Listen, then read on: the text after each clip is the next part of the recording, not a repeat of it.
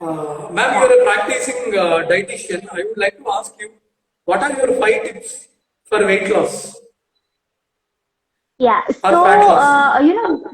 yeah. So when it comes to fat loss, the number one tip that I would, give everyone is please stay motivated. It's very easy to get motivated and, say, okay, now I'm going to lose weight. I got a marriage coming up, or I got some relatives, wedding coming up. But the thing is, you need to stay motivated, and instead of looking at short-term goals, why not think of a sustainable lifestyle change? So you need to have clearly defined goals, and you need to keep on motivating yourself. Please stay motivated. Uh, the second thing, again, I would like to say is opt for sustainable over shortcuts. So don't try to look for something like fat burning foods or short term detox diets or some smoothies that are going to so called blast the fat, because nothing like that really exists. So we have to look for diets that we are going to be really able to follow for the rest of our life. So, for example, not to criticize any ideology, but let's say something like keto. Do I am I going to be really able to follow keto for the rest of my life? And then what will happen Yeah, if I am not able to follow it? So instead of doing this short-term GM diet or keto or paleo, better look for sustainable lifestyle changes, sustainable diets. Uh, the third tip that I would like to share with you guys is please hit your protein target, because protein is really the most important macro according to me, and it's the building block of our body, and it is not very easy, especially in an Indian diet, to hit our daily protein requirement. We don't eat that much of eggs or don't eat that much of meat, so it becomes difficult, but ensure that you hit your protein target. And the fourth tip is to strength train. This is not a diet tip, but it is something that is very important for your metabolism and for a long-term sustainable fat loss. So strength training, I would say 3 to 5 times in a week. And the most important thing is be in a calorie deficit. Till the time you are reaching your goal, make sure you are burning more calories than what you are taking in. So yeah, that's it. yeah. Ma'am, you said stay in calorie deficit. Uh, Yeah. if the person has got cravings to eat, then how can he be in calorie deficit? So, Dr. Sai, when it comes to cravings, I am not someone who will say, please don't give in to your cravings. You should, because, being happy about what you eat is also a very important part of what I mean by sustainability.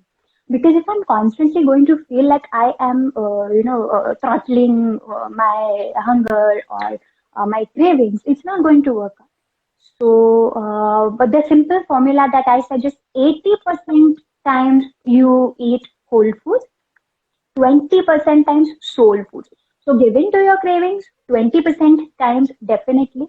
Now you can do this either on a daily basis. So in your calorie requirement, maybe you can keep, let's say, 2% or 5% for foods that you really want to eat to satisfy your taste buds, or you can have a particular day assigned. But I think it's very easy to go overboard if I decide, okay, I will follow diet throughout the week, and then on weekend may I'll eat whatever I want. So I think 20% soul foods you should eat. And the other tip that I would like to give, to control hunger, is again same thing, protein intake, because protein really keeps you full. It doesn't promote hunger as much as what carbs would do. So, and there are a lot of tasty options available in protein also. Just say if I have a chaat craving, so instead of going and having an aloo chaat, I will go and have a sprouts chaat or chana chaat, something like that. So instead of maybe having a chicken burger, I will simply have grilled chicken. So you can always opt for healthier options even in the craving. Yeah, I think that's it. Okay. Now, what is your opinion on detox? There are so many products coming on detox. So what's Yeah. your opinion now? No, I think, see, the body is completely capable enough of detoxifying itself. And I'm sure being a doctor, you will also totally agree with me. Whether it's our Yeah. liver, our lungs, even our skin, everything, our body is capable enough of detoxifying itself. And people who are trying to sell detox products, with due respect to them, I have a difference of opinion. I don't believe in detox products. Body will detox I, itself.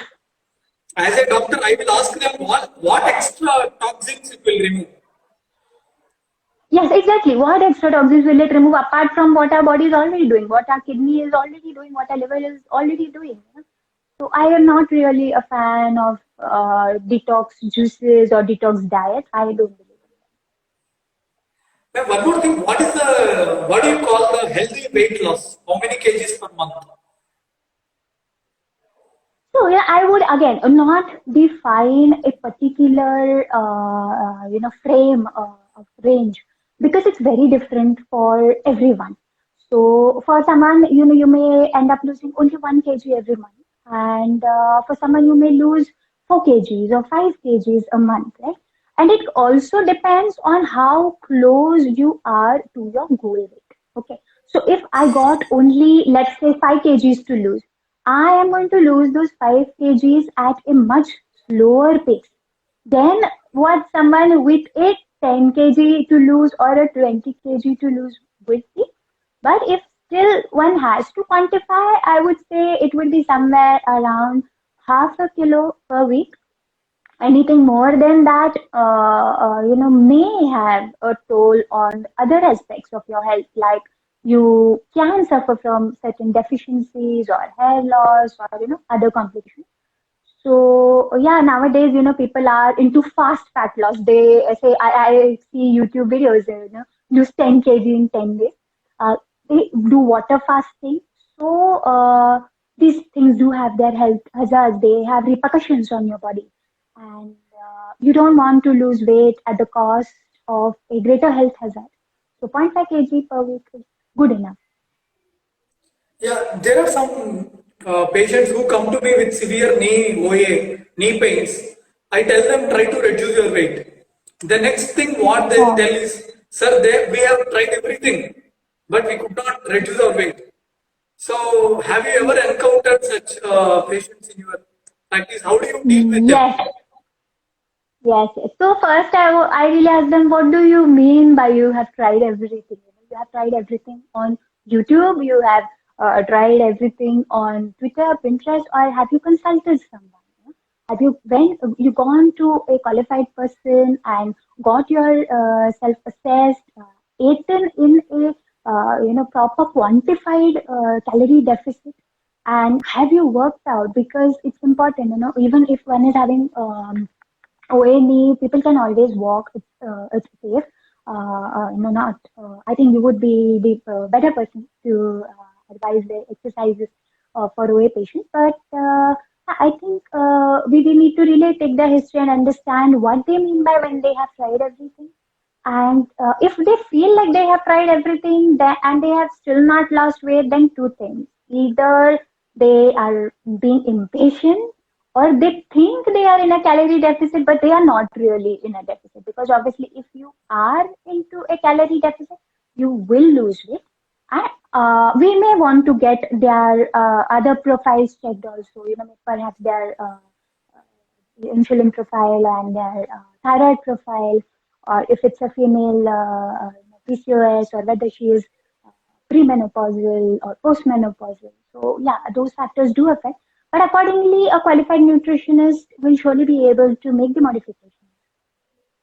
Yeah. Ma'am, coming to another important aspect regarding calorie deficit, how many calorie deficit do you suggest?